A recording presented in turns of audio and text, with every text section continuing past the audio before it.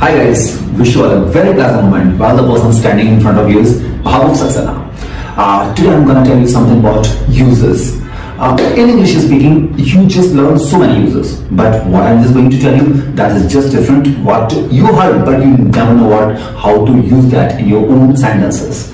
तो आज मैं आपको कुछ uses के बारे में बताने जा रहा हूँ जो कि आप लोगों के लिए बहुत इंपॉर्टेंट है. तो without wasting time, come to the point. तो पहला आज आपका यूज होने के लिए जरूरत है वो है instead of का, जिसको आप लोग instead of पढ़ते होंगे. Most of the people use this pronounce that word instead of, but right pronunciation is instead of. INSTEAD instead of. Instead of का अर्थ होता है कि के बजाय या के स्थान पर, की जगह, यानी उसकी जगह मैं ये करता हूँ, उसके बजाय मैं ये करता हूँ. फॉर एन एग्जाम्पल वो मैं अभी आपको डिटेल बताता हूँ. फिलहाल आपको बताता हूँ इंस्टेड ऑफ का कैसे हम यूज कर सकते हैं, इसका स्ट्रक्चर क्या है. तो इसका मेन स्ट्रक्चर जो होता है वो सबसे पहले सब्जेक्ट आता है, ठीक है. उसके बाद आपका पूरा सेंटेंस जो भी है वो आप बोल सकते हैं. जब इंस्टेड ऑफ यानी जिस चीज से आप बजाय लगाना चाहते हैं तो इंस्टेड ऑफ लगाकर वो जो काम कर रहे हैं, जैसे सोने की बजाय, खेलने की बजाय, हंसने की बजाय, रोने की बजाय, गाने की बजाय, नाचने की बजाय, तो इनकी बजाय जब होता है तो इन वर्ड्स में हम आईएनजी लगा देते हैं, मींस जेरेंडन को बना देते हैं. ठीक, जैसे क्या हो गया, instead of going, instead of playing, instead of laughing, instead of dancing. तो इन सब के आगे क्या होगा, आईएनजी लगे तो हमारा क्या हो गया, इसकी बजाय. इंस्टेड ऑफ प्लेइंग, खेलने की बजाय हो गया, एक वर्ड हो गया खेलने की बजाय. अब बाकी का जो आपका रेस्ट ऑफ सेंटेंस है आरओएस, वो आपका एज इट इज वैसे ही रहेगा. जैसे हम एक स्ट्रक्चर के साथ हम आपको एग्जांपल देते हैं. वो खेलने की बजाय पढ़ना पसंद करता है, ठीक है. तो खेलने की बजाय हमने डायरेक्ट लास्ट में लिख दिया. अब वह पढ़ना पसंद करता है, easy, very easy to translate this sentence. क्या होगा, वो पढ़ना पसंद करता है, ही प्रेफर्स रीडिंग. ये बात ये बोल सकते हैं, या ही लाइक्स टू रीड. वो पढ़ना पसंद करता है, ही लाइक्स टू रीड. अब क्या हो गया, instead of playing, he likes to read, वो पढ़ना पसंद करता है इंस्टेड ऑफ प्लेइंग. तो पूरा सेंटेंस हो गया, he likes to read instead of playing. Complete. Now the next sentence. दूसरा क्या है कि वह चाय पीने की जगह कॉफी पीना पसंद करता है. अब देखिए, दोनों जगह आपको पीना है, चाय भी पी रहे हैं, कॉफी भी पी रहे हैं, और दोनों जगह जब पीते हैं तो हम एक ही जगह वर्ब लेते हैं स्टार्टिंग में, और एंड में हमें उसको दोबारा उसको वर्ब के साथ आईएनजी नहीं लगानी है, हमें जेरेंड बनाकर उसको इंस्टेड ऑफ के साथ नहीं लगाना है. क्या करेंगे, सीधे इसको कॉमन ले लेंगे. जैसे आप मैथ्स में कॉमन लेते हैं वैसे इसमें भी आप कॉमन लेंगे. कैसे होगा, मैं चाय, वह चाय की जगह कॉफी पीता है, वह पीता है, तो पीने के लिए हम क्या लगाते हैं, ड्रिंक. नो, चाय और कॉफी पीने के लिए ड्रिंक कभी मत लगाइए, क्योंकि ये सिप करके पीते हैं, सिप बाय सिप करके पीते हैं, एक घूंट करके पीते हैं. जो चीज हम एक साथ पीते हैं उसके लिए ड्रिंक आता है, जो चीज सिप बाय सिप करके पीते हैं उसके लिए हम लगाते हैं टेक. और अगर आप इनके भी कंफ्यूजन से बचना है तो हैव लगा सकते हैं आप. हैव, चाहे आपका पानी हो, चाहे चाय हो, चाहे कोल्ड ड्रिंक हो, चाहे ड्रिंक हो, कुछ भी हो, वो कॉफी हो, कुछ भी हो, आप सबके लिए. यहाँ तक खाने तक के लिए भी हैव लगा सकते हैं. तो फिलहाल हम क्या करेंगे, यहाँ पर टेक से काम चलाते हैं, ठीक है. तो टेक से चलाएंगे, फिर हम आपको हैव के साथ बताएंगे. टेक से हमारा क्या बोलेगा कि ही टेक्स, अब क्या लेता है, वो कॉफी की जगह चाय पीना पसंद करता है. वह कॉफी की जगह चाय पीता है, वह कॉफी की जगह चाय पीता है. क्या पीता है, चाय पीता है. तो पहले वो चाय पीता है. ही टेक्स टी, कॉफी की बजाय, कॉफी पीने की बजाय, instead of taking tea. He takes tea instead of taking tea. दो बार टी आ रहा है, इट्स रॉन्ग. क्या होगा, he takes tea instead of, अब दोबारा टेकिंग लगाने की कोई जरूरत नहीं, instead of coffee. He takes tea instead of coffee. Correct. अगला, जैसे कि कल वह कानपुर जाने के बजाय मथुरा गया. कल वह कानपुर जाने के बजाय मथुरा गया. तो ये हमारा कौन सा टेंस है, पास्ट इंडेफिनिट का, जिसमें हमें वर्ब की सेकंड फॉर्म लगानी होती है. तो हमारे क्या हो, वो कहां गया, पहले में लिखना कहां गया, मथुरा गया. He went to Mathura instead of Kanpur. Simple, as simple as that. तो क्या होगा, he went to Mathura instead of Kanpur. अब इसको हम फ्यूचर में बना सकते हैं. कैसे बना सकते हैं कि कोई भी सेंटेंस, वह फिल्म देखने की बजाय स्टोरी सुनेगा. वह फिल्म देखने की बजाय उसकी स्टोरी सुनेगा. ठीक. अब क्या होगा यहां पर, वह स्टोरी सुनेगा, किसकी, फिल्म की. He would listen to the story instead of watching movie. Instead of watching movie. Correct. एक और एग्जांपल लेते हैं. वह गाना गाने की बजाय नाचा पार्टी में. वह पार्टी में गाना गाने की बजाय नाचा, तो उसने क्या किया, डांस किया. He danced, not danced, he danced. क्या होगा, he danced instead of singing songs. Singing instead of singing songs. तो he danced instead of singing song. तो इस तरीके से आपका इंस्टेड ऑफ का यूज हो गया. So whenever you need to just make any sentence with the help of instead of, so you will have to use subject plus verb plus object what the sentence that structure says to you, क्योंकि ये sentence वो आपका वो होगा जो आप sentence बना रहे हैं, और जो बाकी आपका रूल चलेगा वो इंस्टेड ऑफ का आपको सिर्फ उसके साथ कनेक्ट कर देना है, इंस्टेड ऑफ के साथ आईएनजी. तो हमारा ये फर्स्ट रूल आज का आपका कंप्लीट हो गया.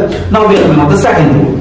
सेकंड यूज जो आपका है वो है आपका बाज आने का, कि तुम अपनी हरकतों से बाज नहीं आओगे, तुम झूठ बोलने से बाज नहीं आते हो, तुम वहां जाने से बाज नहीं आते हो, तुम ये करने से बाज नहीं आते हो, तुम वो करने से बाज नहीं आओगे. तो क्या हो गया बाज आना. तो बाज आने की इंग्लिश हमारी क्या होती है रिफ्रेन. अब जब किसी भी चीज को करने से बाज नहीं आते तो हम क्या लगाते हैं रिफ्रेन फ्रॉम. तो क्या चल रहा है रिफ्रेन फ्रॉम. तो सेंटेंस हमारा क्या होगा बात की वजह पर हम स्ट्रक्चर का देख लें. स्ट्रक्चर बिल्कुल सेम वही होगा क्योंकि हमें जीरन बना के बात करना है. तो जीरन हमारा यहाँ जेरन क्या बनेगा इसका रिफ्रेन फ्रॉम के साथ वर्ब में आईएनजी लगाएंगे. क्यों? क्योंकि फ्रॉम जो है preposition है. जैसे कि in the last class I already just told you that in any kind of preposition you should use verb first form with ing except to. को छोड़कर हर preposition के साथ आप वर्ब में ing लगाएंगे. बाकी किसी के साथ भी आपको डिफरेंशिएशन करने की जरूरत नहीं है. You don't have to think about this one, this kind of preposition is this, that kind of preposition is that, but you don't have to just think more. You have to think that only the to should be used. If to is there, you don't have to use ing. You have to use only first form. That will be called infinitive.